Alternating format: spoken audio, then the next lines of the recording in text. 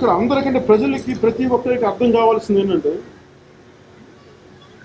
హైదరాబాదు తెలంగాణ రాజధాని, దాన్ని తిరుగులేదు, దాన్ని ఎవరు కాదను. దీని మీద సీమాంధ్ర పాలకులు కానీ సీమాంధ్ర నాయకులు కానీ దీని మీద ఇక్కడ ఉండాలి, దీని మీద ఇవి చేయాలి. కానీ వాస్తవాన్ని గుర్తించాల్సింది ఏంటంటే ఖచ్చితంగా అన్యాయం జరిగింది, దానికి తిరుగులేదు. కానీ సీమాంధ్ర రాజధాని ఇంకా నిర్మాణం జరగాలి. అంతవరకు 10 సంవత్సరాలు దీన్ని దయచేసి తెలంగాణ ప్రభుత్వం కానీ గుర్తించాల్సింది ఉమ్మడి రాజధాని. ఇక్కడ దయచేసి ఎవరిని కూడా ఆంధ్రప్రదేశ్ ప్రభుత్వాన్ని దయచేసి ఇబ్బందులు పాలు చేయకండి. Because they capable. అది ఒకలాంటి సివిల్ అండర్స్టాండింగ్ క్రియేట్ చేస్తుంది. మీరు దయచేసి దీన్ని మర్చిపోకండి. అలాగే మీ ఇక్కడ సీమాంధ్ర ప్రాంత పాలకులు కూడా గుర్తించాల్సింది ఏంటంటే ఎంతసేపు హైదరాబాద్ లాంటి నగరం ఇంకోటి చేయాలంటే ఖచ్చితంగా నాకు తెలిసి 50 సంవత్సరాలు తక్కువ పడుతుంది. పొడవాటి బిల్డింగ్లు కట్టొచ్చు, కొన్ని వేల ఎకరాల్లో కట్టొచ్చు, కానీ ప్రజల్ని తీసుకెళ్ళారు అక్కడికి. ఖచ్చితంగా సమస్య ఉంటుంది.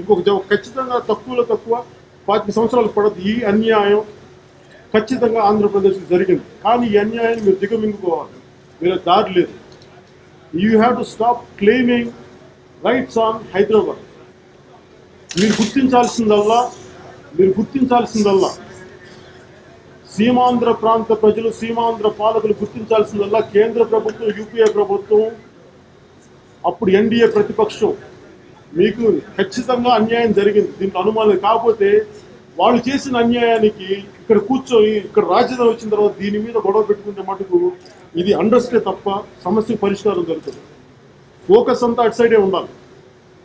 ఇక్కడ చంద్రశేఖరరావు గారు ఇవ్వాల్సిన భరోసా ఏంటంటే ఇది భారతదేశంలో అంతర్భాగమే తప్ప ప్రత్యేక రాష్ట్రంగా ఏర్పడింది, కానీ ప్రత్యేక దేశంగా విడిపోలేదు అన్నట్టుగా ఉంది.